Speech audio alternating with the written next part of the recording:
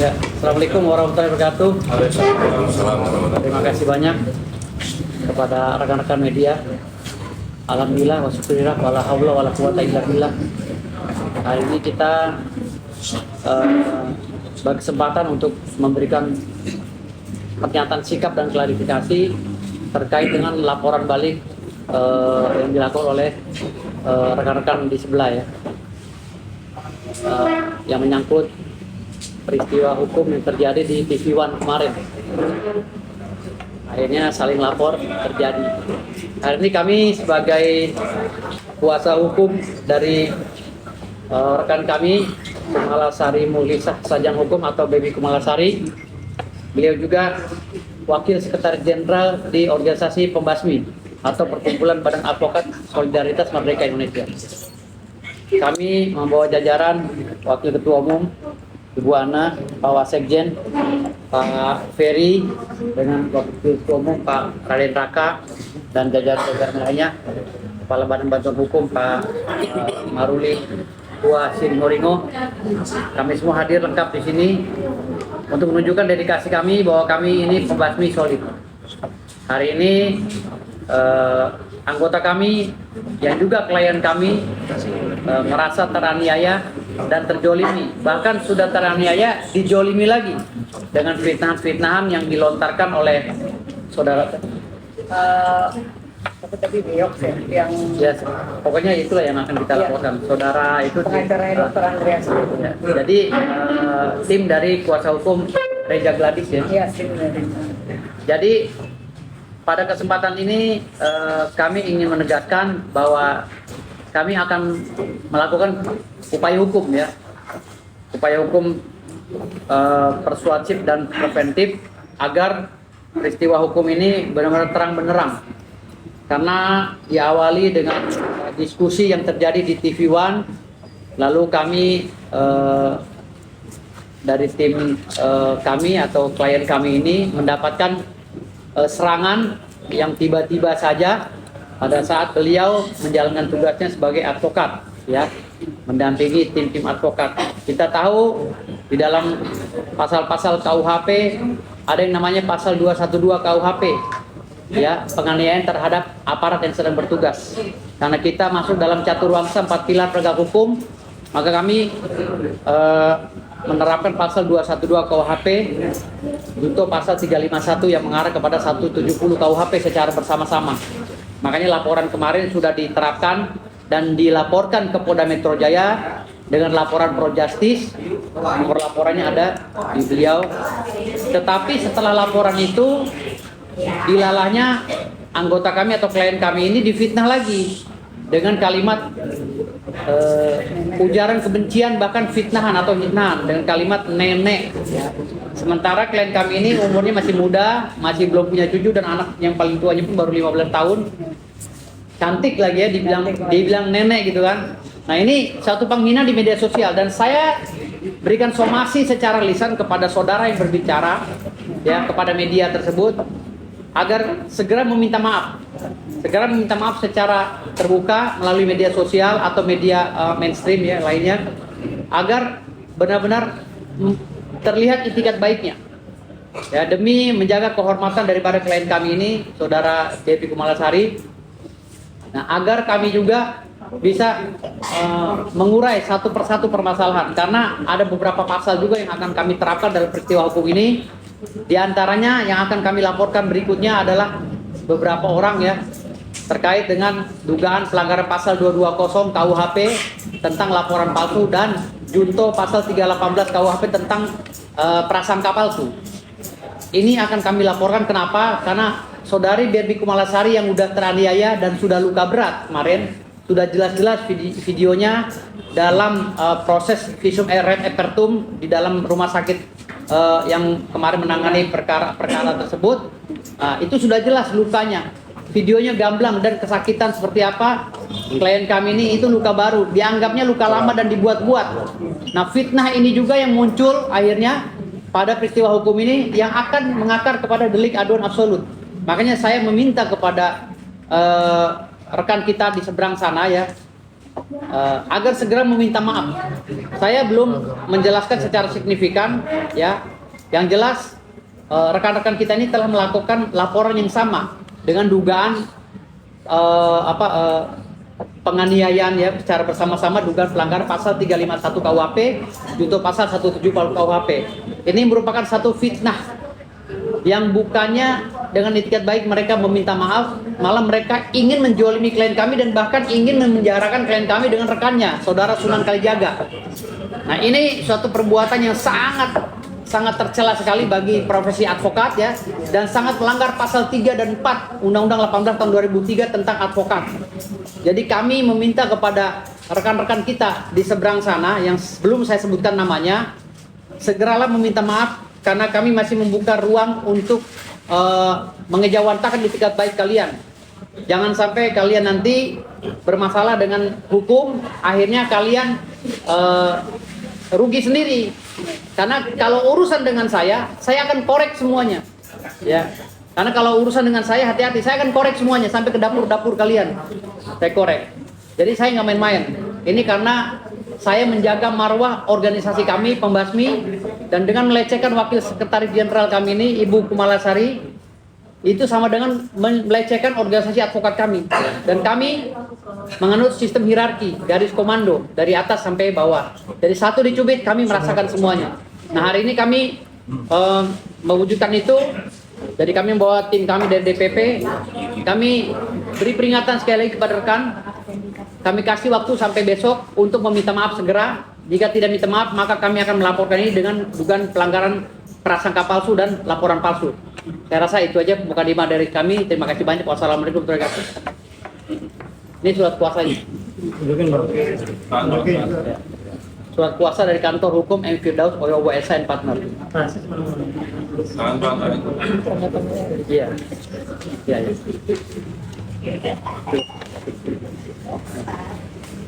Surat kuasanya. Ini ada 5 pengacara yang mendampingi, termasuk saya ya, mendampingi saudara Berbi Kumalasari. Nanti yang akan menangani perkara ini.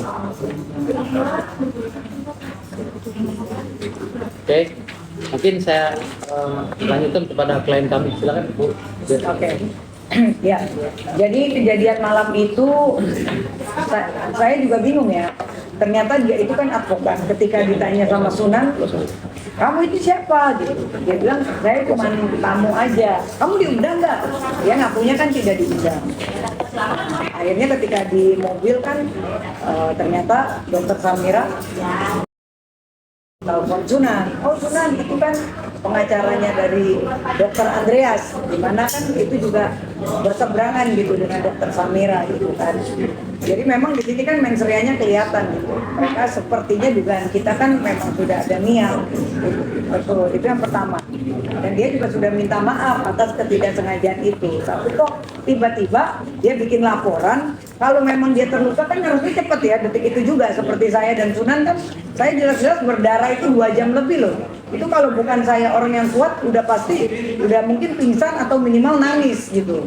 Tapi karena saya merasa saya advokat, nggak mungkin saya nangis di depan media kan. Itu saya sampai tahan, kuku saya itu sakitnya luar biasa. Dan sangat saya sayangkan ketika dia bikin laporan, kok bisa-bisanya bukannya dia merasa, apalagi kita sama-sama advokat ya, seharusnya ada empati gitu. Ini kok malah menghina saya lagi gitu. Oh iya, ini Nenek Berbi Kumalasari, maksudnya apa gitu. Saya ini lebih senior daripada dia gitu, dan saya tidak, kami semua tidak pernah ada kenal dia gitu kan. Gitu. Kok tiba-tiba berani seorang Hotman Paris aja tidak pernah loh berani menghina saya gitu. Itu seorang Bang Hotman yang udah jelas senior gitu. Dan kita semua saling menghormati. Kok ini dia yang masih junior main menghina saya? Kalau dia nggak bisa punya mata, nggak usah pakai mata gitu. Kalau memang buta silakan gitu. Jangan kalian itu advokat tapi kok malah body shaming, malah menghina-hina personal saya sebagai advokat. Itu kan tidak mencerminkan advokat yang baik. Dan kita juga akan bersurat kepada organisasi agar dia dicopot aja jadi advokat gitu. Karena ini tidak pantas seorang advokat itu kok malah body shaming di hadapan semua media, bahkan dia membuat laporan palsu, ya kan? Dan dia juga bilang, yang membuat saya tersinggung, dia bilang, oh Dok, itu kan Nenek Berbi Kumalasari itu jempolnya juga kan sudah terkelupas dari sebelumnya. Dia harus membuktikan apakah jempol saya sudah terkelupas dari sebelumnya. Berarti kalau jempol saya sudah terkelupas dari sebelumnya, itu darah apa? Ya kan pada saat saya terinjak dengan adanya kericuan itu darah siapa? Apakah kuku saya kuku palsu, saya pakai darah ayam gitu? Nggak mungkin dong, CCTV semua ada. Itu kan jelas-jelas. Visum aja, saya sampai kehilangan kuku saya loh.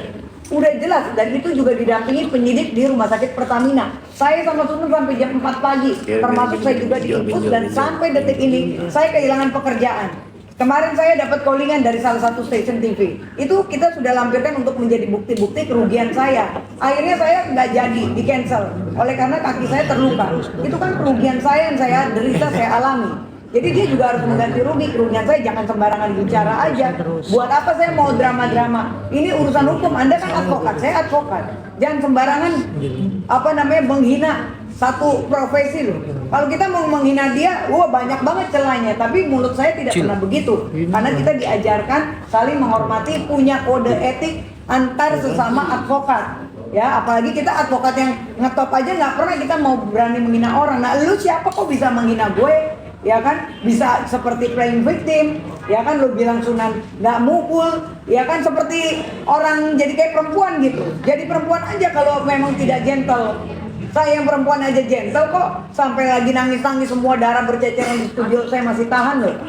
Padahal itu sakitnya luar biasa, dan akhirnya hasil visum dari dokter menyebutkan bahwa detik itu juga jari kuku saya itu, kukunya itu harus dicabut. Kalian bisa ngerasain dong bagaimana darah saya udah ngocor 2 jam lebih, sampai kita harus bikin LP dulu di Polres Jakarta Selatan, dan saya harus detik itu juga kuku saya full dicabut semuanya.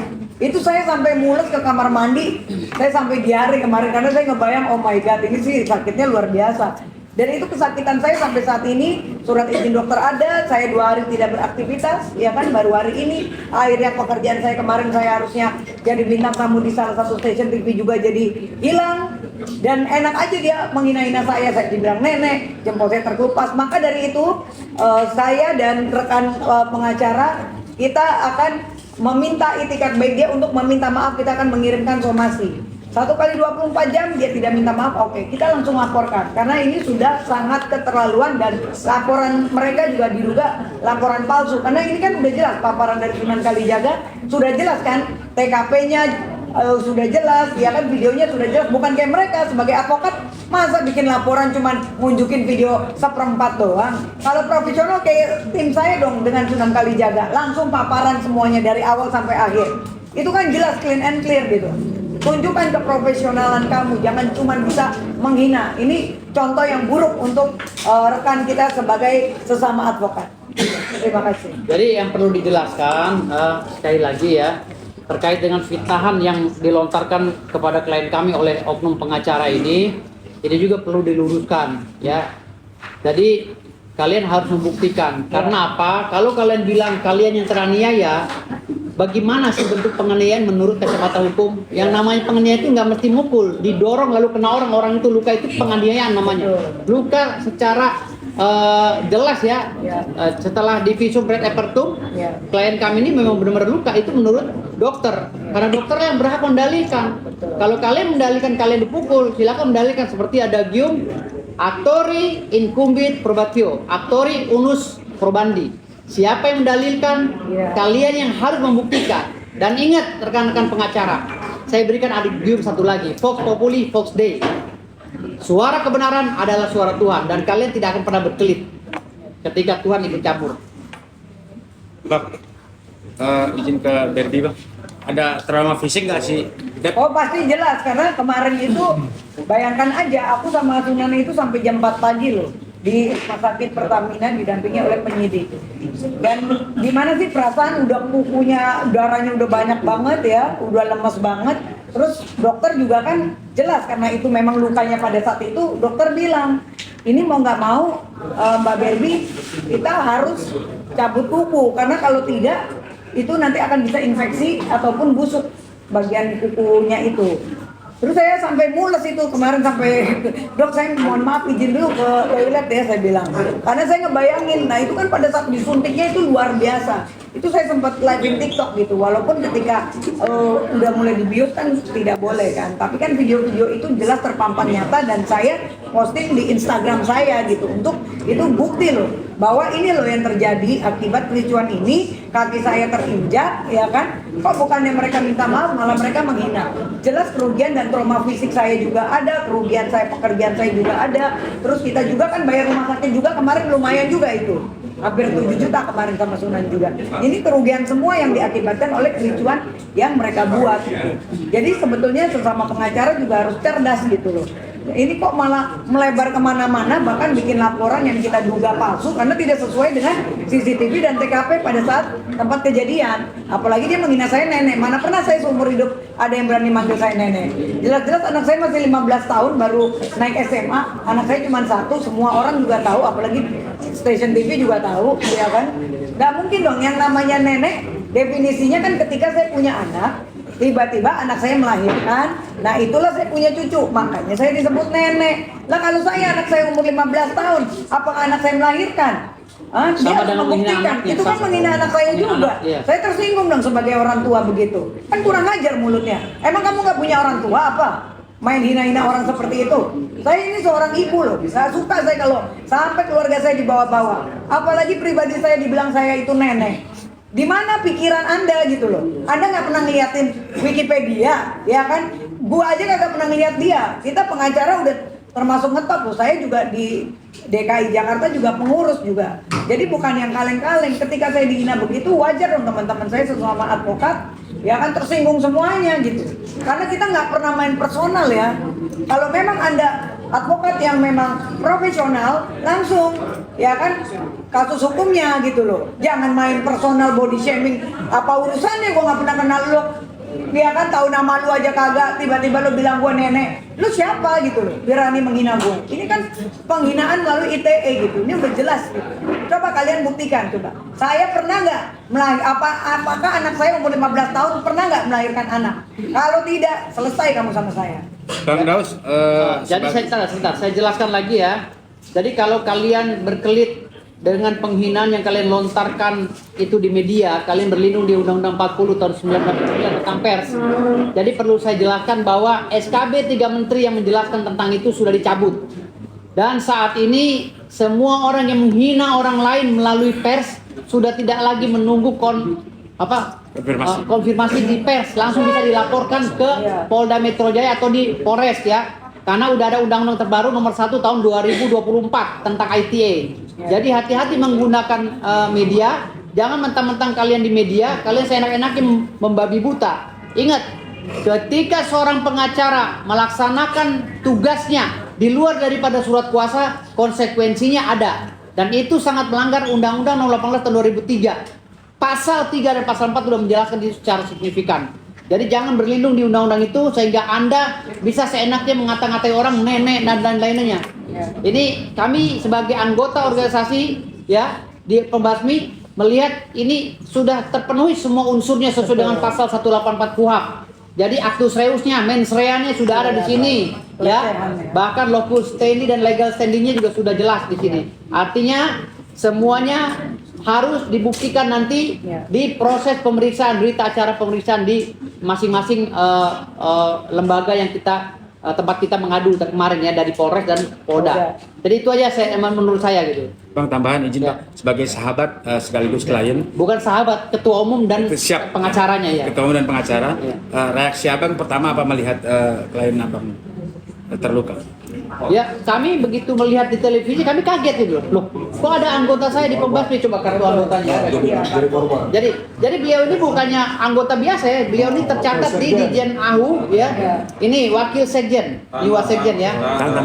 Mbak Berbi Kumalasari itu adalah wasekjen di Perkumpulan Badan Advokat Solidaritas Merdeka Indonesia. Ini organisasi advokat bukan ormas dan tercatat secara gamblang di Dijen AHU. Jadi bukan abal-abal. Beliau ini tercatat di lembaga negara. Gitu loh. Jadi berkaitan langsung dengan Stablas Belanda. Jadi nggak bisa itu di semena-mena kami merasa anggota kami ini terjolimi. Saya melihat dari televisi, saya melihat anggota sendiri, saya nggak mau. Saya nggak mau seperti organisasi lain yang tidak memprotek anggotanya. Bagi kami anggota adalah aset, akan kami jaga. baik kepentingan hukum maupun kepentingan pribadinya. Gitu. Oke, makasih Bang. Itu aja ya. Siap, makasih Bang. Terima kasih. Makasih Berbi, cepat sehat Ber. Terima kasih banyak.